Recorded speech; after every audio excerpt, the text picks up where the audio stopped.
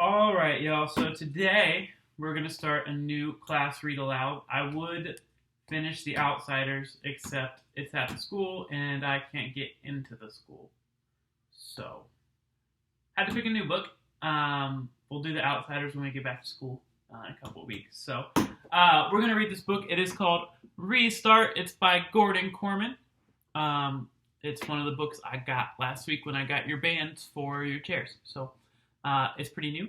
I'm excited to share it with you. So this is what the back of the book says. It says, Chase's memory just went out the window. Chase doesn't remember falling off the roof. He doesn't remember hitting his head. He doesn't, in fact, remember anything. He wakes up in a hospital room and suddenly has to learn his whole life all over again, starting with his own name. He knows he's Chase, but who is Chase? When he gets back to school, he sees that different kids have different reactions to his return. Some kids treat him like a hero. Some kids are clearly afraid of him. One girl in particular is so angry with him that she pours her frozen yogurt on his head the first chance she gets. Pretty soon, it's not only a question of who Chase is, it's a question of who he was and who he's gonna be. So, every day on your Google Classroom, I'm gonna post your daily assignment. So you'll see today's assignment says restart. Day one assignment, and there's a doc on there for you to click on and to go ahead and answer the questions, okay? So you can watch this video as many times as you need. You can use Google for the definitions, for the words if you need to. The goal is to be able to try and prove them from this, so just be listening for them as I read. So I'm going to go ahead and get into this book. Here we go. Chapter 1, Chase Ambrosi.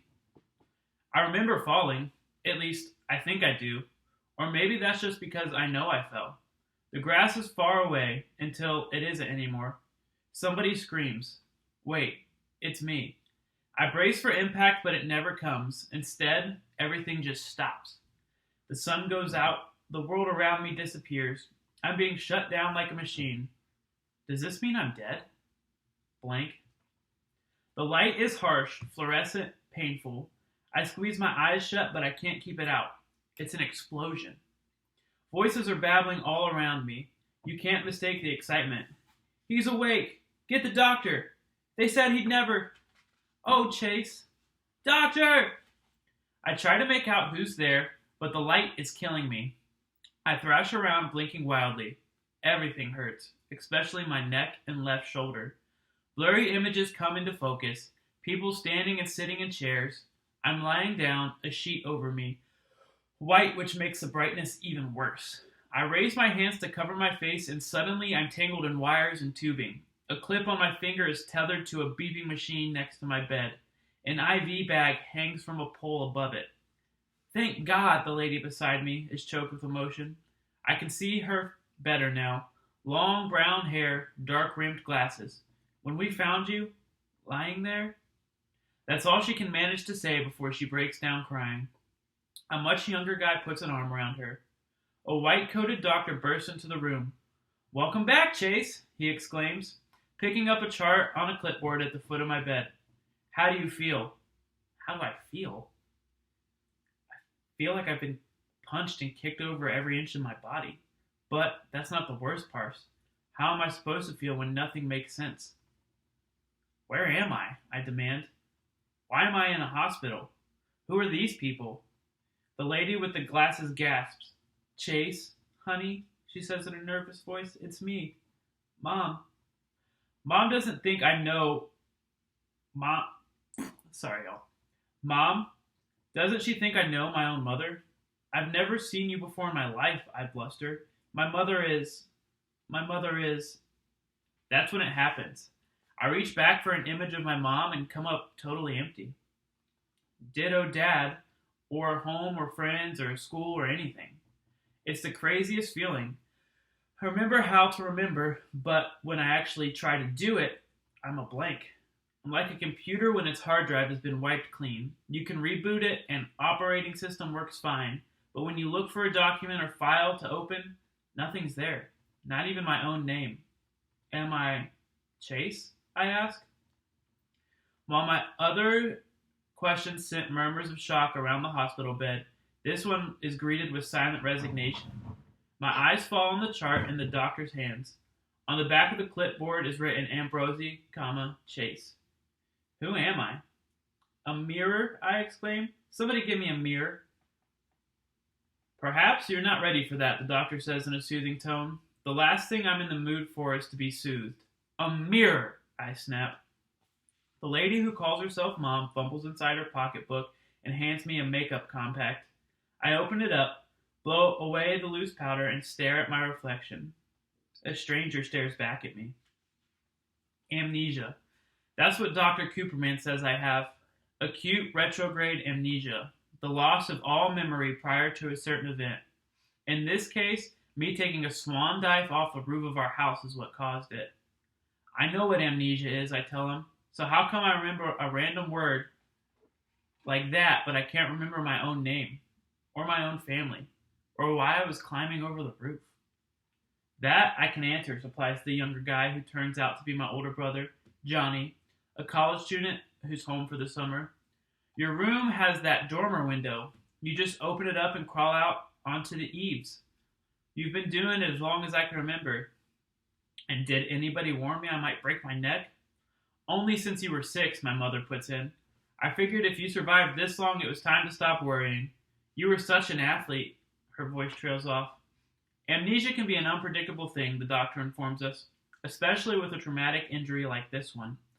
We're just starting to understand which parts of the brain control which life functions, but for all we know, it has nothing to do with geography. Some patients lose long-term memory, some lose short-term memory. Others lose the ability to transfer from short to long-term. In your case, the damage seems totally confined to your sense of who you are and what's happened in your life up until this point. Lucky me, I say bitterly. Cooperman raises an eyebrow. Don't knock it. You remember more than you realize. You can walk and talk and swallow and go to the bathroom. How'd you like to have to relearn everything, even how to put one foot in front of the other? The bathroom part is definitely an upgrade. They say I was in a coma for 4 days before I woke up. I can't say how the bathroom side of things was taken care of during that time, but I'm pretty sure I had nothing to do with it. Maybe I'm better off not knowing. The doctor checks a few readings on my monitor, making notes on my chart, and then regards me intently. Are you absolutely certain you can't remember anything at all from your life before you regain consciousness? Once again, I peer back into the nothingness. That's where my memory is supposed to be. It's like reaching into a pocket for something that should be there but isn't. Only that something isn't keys or a phone. It's your whole life. It's bewildering and frustrating and terrifying at the same time. Try harder, I push myself. You didn't just whoosh into beginning when you came out of that coma. You're in there somewhere. A vague image starts to form, so I bear down, concentrating with all my might, trying to wrestle it into focus. What is it? Johnny asks breathlessly. At last, the details can sharpen into view. I see a little girl, maybe 4 years old, wearing a blue dress with her white lace. She seems to be standing in some kind of garden. At least, she's surrounded by greenery. Well, there's this girl, I begin, struggling to keep the picture in my head. Girl? Cooperman turns to my mother. Does Chase have a girlfriend? I don't think so, Mom replies. It isn't that, I insist. It's a little kid. Helene? My mother asks. The name means nothing to me. Who's Helene? Dad's kid, Johnny supplies. Our half-sister. Dad? Sister? I search for a connection between those words and the memories they should trigger. My mind is a black hole. There might be a lot there, but it can't get out. Are the two of them close? Cooperman inquires. Mom makes a face. Doctor, after the accident, my ex-husband, came to shout and accuse and punch the emergency room wall. Have you seen him here since then? While his son lay in a coma? That should give you any idea of the relationship between my boys and their father and his new family. I don't know any Helene, I volunteer, but you can't go by me because I don't know anybody. This is just a little blonde girl with a blue dress with white lace, kind of dressed up, like maybe she's going to church or something. But why I remember her and nothing else, I can't tell you. Definitely not Helene, Mom concludes. She has dark hair like her mother. I turn to the doctor. Am I just crazy? Of course not, he replies. In fact, this little blonde girl suggests that your memory isn't all gone. It's only your ability to access it that's been damaged. I believe that your missing life will come back to you, or at least some of it will. This girl might be the key. I want you to keep thinking about her, who she is and why she's so important, that you remember her when everything else has disappeared. I honestly try, but there are too many other things going on.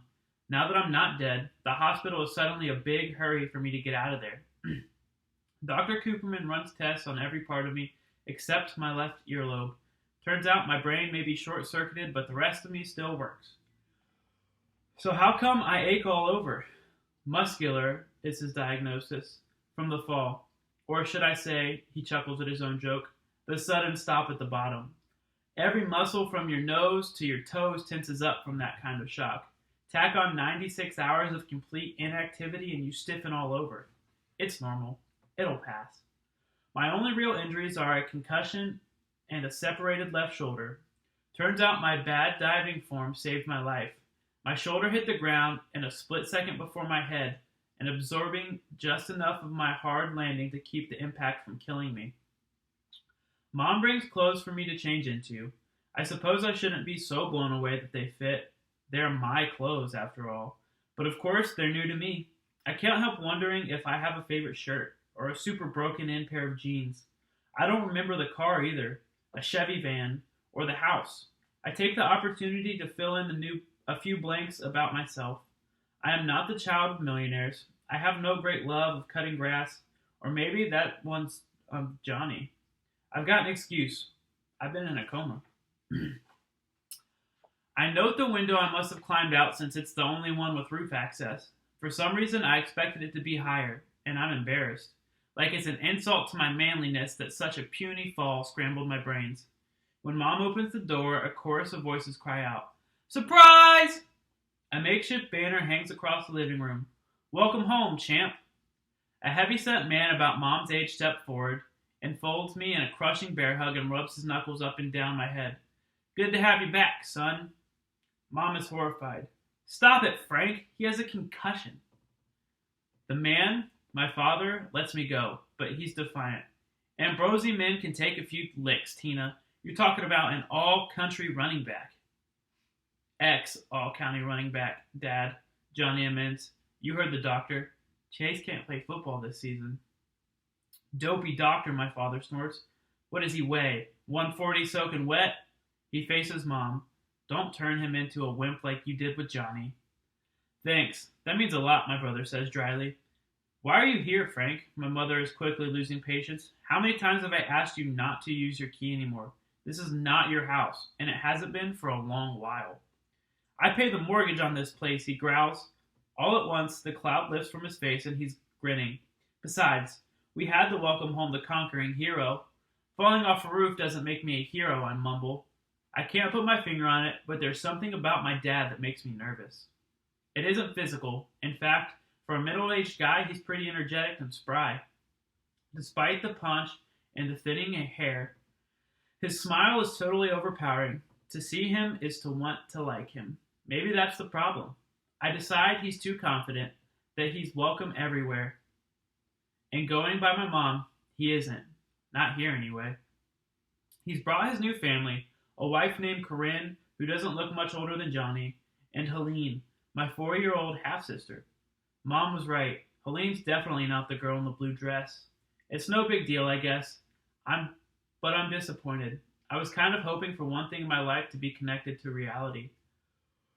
Although I'm meeting them for the first time, I have to remind myself they already know me. For some reason, they don't seem to like me very much. Corinne hangs back and the little kid stays firmly attached to her mom's skirt. They look at me like I'm a time bomb about to go off in their faces. What did I do to them? My father seems to be settling in for a long visit, but Mom's having none of it. "He has to rest, Frank," she says. "Doctor's orders." "What? He's chopping wood?" "He's resting." "Alone," she insists, "in his room, where it's quiet." He sighs. "Aunt's at a picnic. That's what you are."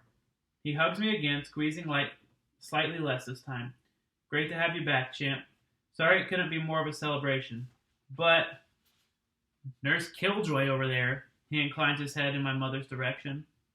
I stuck up for her a little. She's right about the doctor. He said I have to take it easy because of my concussion. Concussion. When I played football, I got my conch bonked plenty of times. You rub a little dirt on it and you're good. Corinne appears at her husband's elbow. We're so glad you're okay, Chase. Come on, Frank. Let's go. I feel like I have to fill the hostile silence that follows, so I lean down to my kid sister. It's a nice doll you've got there. What's her name? She shrinks back like I'm about to eat her. Eventually, Dad's gone, taking Corinne and Helene with him. Johnny goes out to meet some friends, and Mom orders me upstairs to get a head start on the relaxation that almost caused a civil war. She has to show me which room is mine because I don't remember any of it. Not the wooden staircase with the faded floral runner up the center, not the narrow hallway with the low ceiling, not the wooden door with the crack down the cement panel. My mother sees me evaluating the damage and is momentarily surprised by my surprise. Then she tries to explain it away. That's probably my fault. I always let you and your friends play sports in the house. You're too big for that now, or the house is too small. Which sports, I ask. Tears are coming to her eyes. This is hard for her. Football, soccer, badminton, you name it. Being in my room is the weirdest experience of all. It's my room. There's no question about it. The walls are covered with newspaper clippings about football teams I starred on and lacrosse games I won. That's me in the pictures, diving into end zones and being knobbed by ecstatic teammates. More unfamiliar faces. There are trophies too, shelves of them. Chase Ambrosi, top scorer. Chase Ambrosi, MVP, most yards from scrimmage, team captain, state champions. I'm really somebody. I only wish I knew who. It takes some doing to build up my courage, but I eventually make it over to the window. I was wrong before. It's plenty high. I'm lucky to be alive. It's like I've been parachuted in the middle of someone else's life. Someone who looks exactly like me, yet isn't me. The doctor's right. I need to rest. I sit on the edge of my bed. There's a phone on the nightstand. The screen cracked. I wonder if I had it with me when I fell. I press the home button, but it's dead. There's a charging cable right beside it, and I plug it in. After a couple minutes, the display lights up, and there I am again with two other kids. Complete strangers, although you can tell from the pose that the three of us are close friends. It's a selfie with the kid on my right as photographer. I'm in the middle, and the smallest of the three of us, which is surprising since I'm a pretty big guy. It must have been Halloween because there are little kids in a costume in the background. I'm wielding a baseball hat, holding it high, hanging off the tip with its mangled, ruined jack-o'-lantern.